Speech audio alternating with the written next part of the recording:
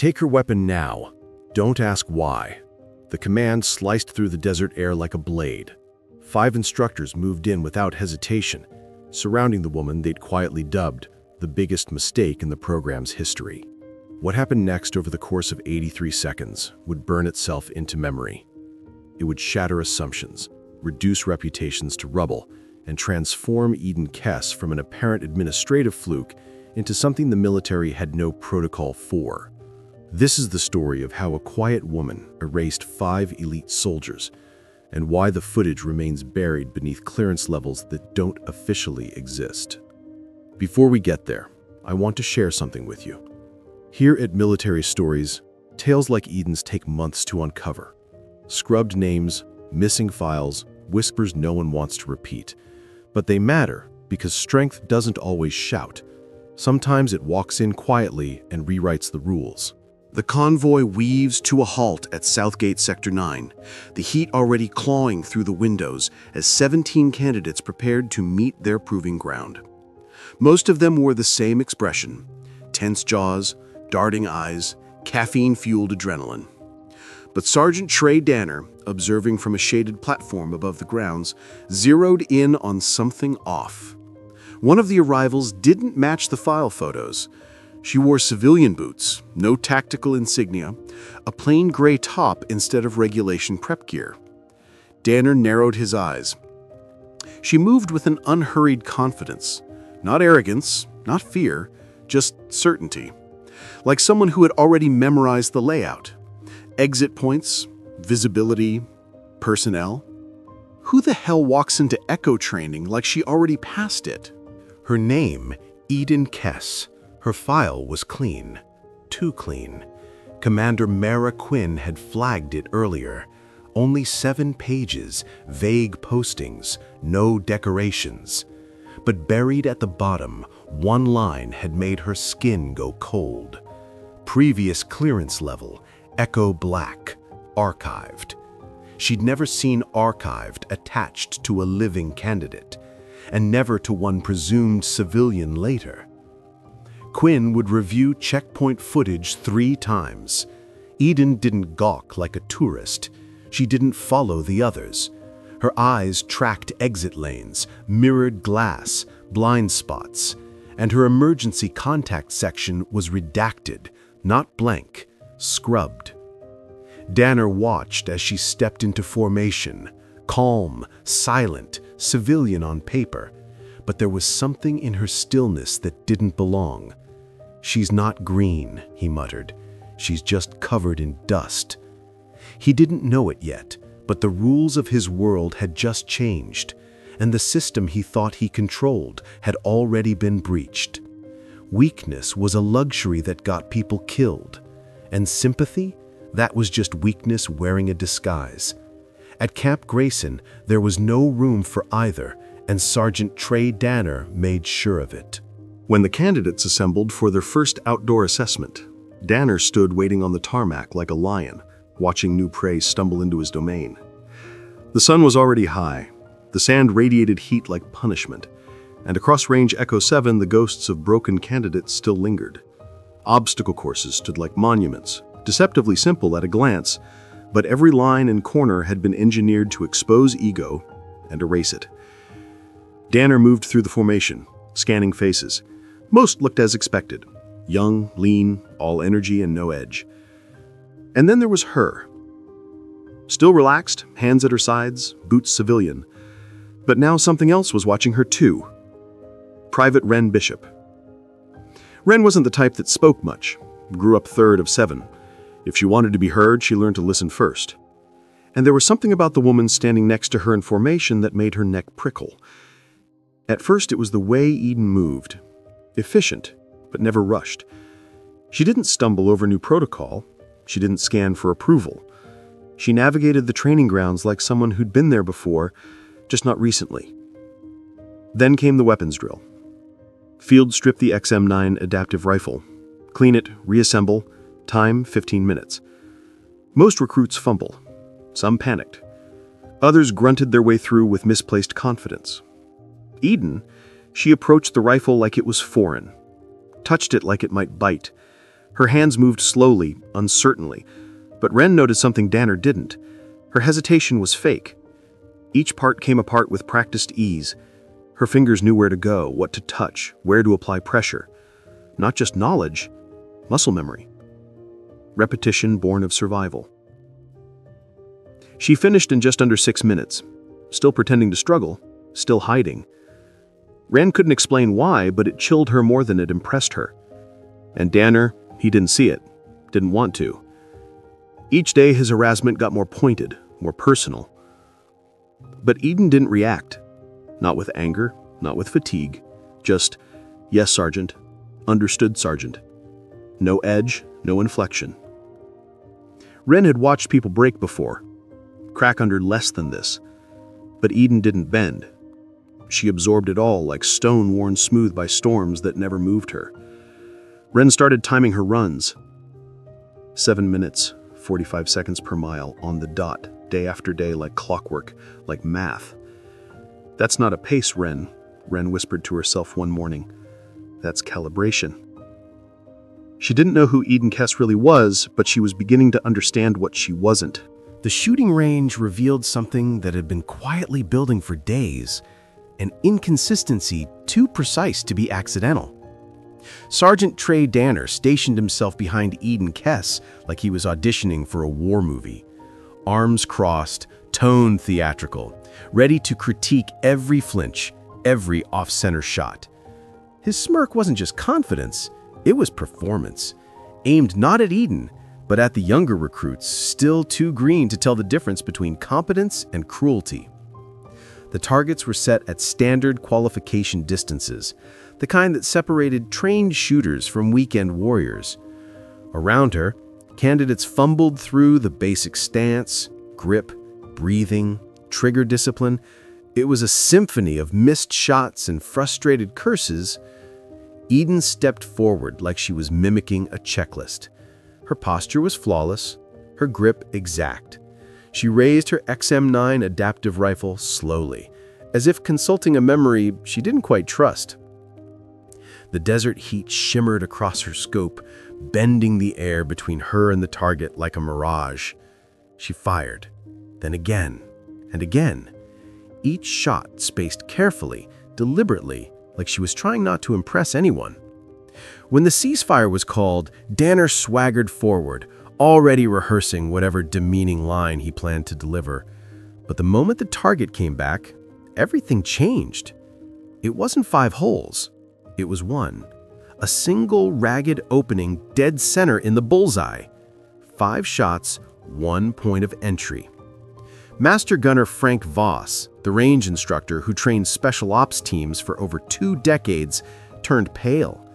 He'd seen groupings like that 3 times in his life, and every time the shooter's name had ended up redacted in records that weren't supposed to exist. But Danner, he saw only what he wanted to see, dismissed it, mumbled something about luck, and walked away, still clinging to the lie he'd built around her. Then came hand-to-hand training, and that's where everything started to crack. Danner's style was brutal, raw dominance, brute strength. His demonstrations weren't instruction, they were intimidation. He'd slam candidates to the mat like it was a message, adapt or bleed. Eden was paired with Delaney, a former college wrestler with 70 pounds on her and the kind of swagger that came from never losing. She looked unsure, hesitant. The move she attempted was textbook, just as Danner had shown. Delaney went down with a thud, got up, nodded. End of drill. Not quite.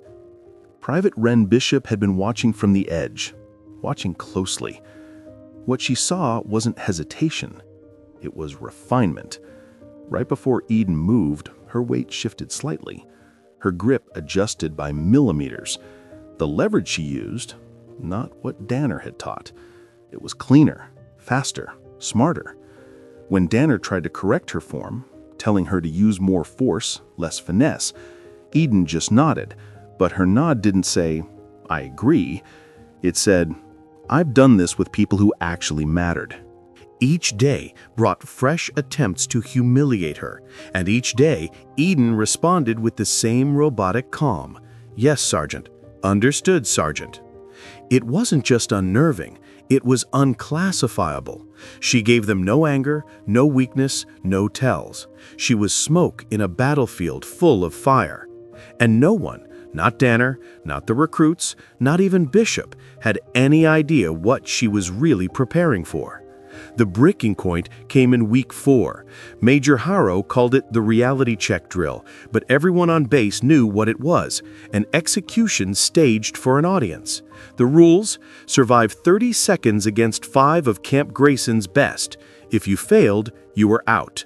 No appeals, no transfers, just a black mark on your record that followed you like a ghost.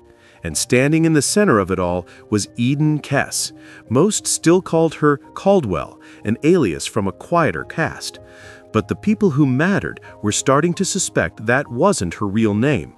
The announcement came after lights out, when exhaustion blurred the line between fear and clarity. "We separate the pretenders from the real thing tomorrow," Harrow told them, standing in front of the floodlights like a prophet preparing the storm. "This isn't a drill. It's a revelation." Then he locked eyes with her. "Kess, you've struggled with basic competencies since day 1. Let's see if anything from your civilian life translates." He let the silence stretch. 5 on 1. No resets, no excuses. If you're still standing after 30 seconds, we'll call it a miracle.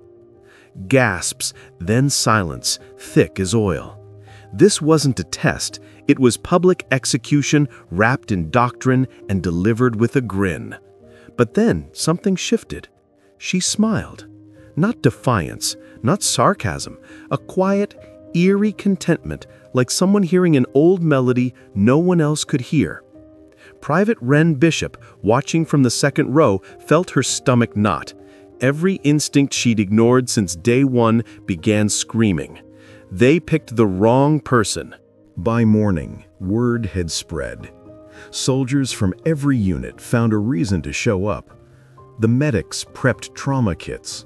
Field officers lined the perimeter. Even Commander Vexley showed, arms folded, eyes unreadable. She'd been up all night rereading Kess's intake file. A line from the security clearance still wouldn't let go. Archival tier, observe only, classified, under, shadow folder. Then came the 5. Cross, Shinoda, Clem, Bram, Merrick. Each one hand-picked, each one elite. They stretched casually like apex predators, supremely confident the outcome was already decided. But when Eden Kess stepped out of the equipment bay, the air changed. Her gait was different, centered, precise, efficient. Not trained, conditioned. And when she rolled up her sleeves, the scars said everything her file didn't. Bullet traces, surgical crosshatches, shrapnel memory. All healed, all real. Commander Vexley exhaled slowly. She's not a candidate, she realized. She's a relic from something we weren't supposed to see again. Major Harrow stepped to the line, lifting his whistle. "No weapons, no eye gouging, stay standing or surrender. Caldwell, any last words?" Eden turned to face him. And this time, her voice wasn't quiet. "Just one question, Sergeant," Eden Kess said, her voice steady. "When this is over, will you finally admit you never knew what you were looking at?" Not louder, but somehow more present, like the words were being carved into the desert air itself. The 5 attackers began to spread, forming a loose semicircle. Their movement smooth with the confidence of men who'd trained together for years. They discussed their plan the night before. Overwhelm her with speed and angles, hit hard and fast, make it clean, make it humiliating. Sergeant Danner raised the whistle. One sharp blast and the desert exploded. Delaney was the first. All 230 pounds of him, barreling forward like a freight train, shoulder lowered, momentum primed. If he connected, it was over before it began. But Eden wasn't there. She shifted exactly 8 inches left at the last possible moment. Not a retreat, a redirection. Delaney stumbled past her into empty space. Her hand touched the base of his neck, just once, a surgical strike. His legs gave out, collapsed like a building whose foundation had quietly disappeared. He lay in the dust, blinking at a sky that no longer made sense. Then came Marston and Torres, flanking from either side, but Eden had vanished again. Physics betrayed them. They collided mid-sprint, limbs tangling, knees smashing. 2 weapons turned against themselves by absence. Before they could rise, she was already among them. A palm strike to Marston's shoulder, arm dead. A foot to Torres's knee, joint locked. Done. Bradner came in low, fast, calculating. He reached for her legs, but there were no legs where legs should be. She rose above him like smoke, elbow connecting to the base of his skull with frightening precision. He crumpled instantly. Less than 20 seconds had passed, and only one remained. Novak, the strategist, the silent predator, the last man standing. But now his hands twitched, his stance wavered. He was staring not at a sparring partner, but at something he didn't have a word for. She wasn't fighting. She was expressing something. Like violence was a language, and only she spoke it fluently.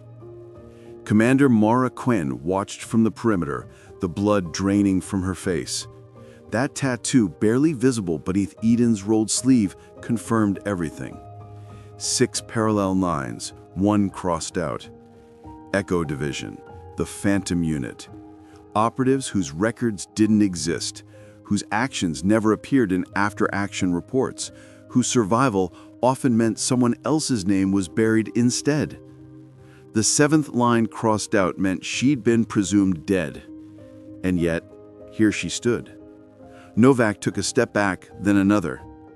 "I yield," he whispered, voice barely audible in the stunned silence. Eden didn't smile. She didn't gloat. She simply checked the others, one by one. Her touch, now gentle, clinical, ensuring no permanent damage had been done. Only pride had been destroyed. The silence fractured when Private Wren Bishop began clapping, softly at first, then louder. Others joined, then more, until all of Range Echo 7 stood on their feet. Not in celebration, but in recognition. They weren't applauding a victory. They were acknowledging a truth. For weeks, they had been in the presence of something extraordinary and been too blind, too arrogant, too conventional to see it. Eden picked up her towel, slung her bag, walked away with the same unhurried grace she had the day she arrived. Except now, everyone finally understood what they had been watching. Within hours, Eden Kess was quietly reassigned. Her new role? Advanced Combat Instructor. Her true past? Still sealed. Her name? Never spoken aloud again. But those 83 seconds would echo through Camp Grayson for years, not as a drill, but as a redefinition of what deadly truly looked like.